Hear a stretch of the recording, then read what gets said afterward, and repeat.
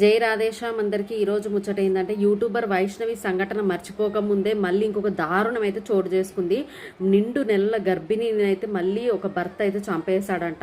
So చాలా బాధాకరం. చూసారా, ఇప్పుడు ఎప్పుడైతే యూట్యూబర్ వైష్ణవిని చంపిండని తెలిసిందో, వాడే ఒప్పుకున్నాడో, అక్కడికక్కడ మీరు రియాక్ట్ అయ్యి వాడిని ఎన్కౌంటర్ చేసి పడేస్తే ఇప్పుడు ఇక్కడ మళ్ళీ ఇలాంటి ఘోరం జరిగేదా చెప్పండి.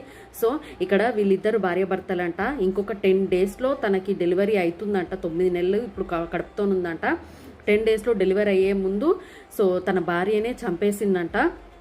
చాలా దారుణం. యూట్యూబర్ వైష్ణవికి ఎలా జరిగిందో సేమ్ సిచ్యువేషన్ ఇప్పుడు ఇక్కడ అలానే జరిగింది.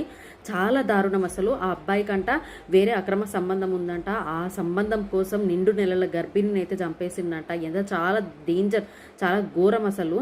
ఎందుకంటే మీరు ఇప్పుడు అక్కడ రియాక్షన్ చూపిస్తే ఇక్కడ ఇలాంటి ఘోరాలు అయితే జరిగేవి కాదు.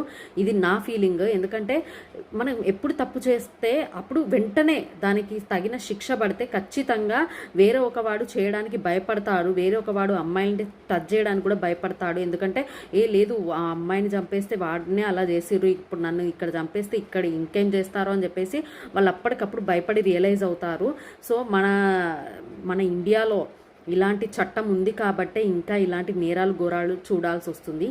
దీని మీద మీ ఒపీనియన్ ఏంటో ఖచ్చితంగా కామెంట్ చేయండి. అండ్ ఈ వీడియో ఎంతమందికి అయితే అంతమందికి షేర్ చేయండి.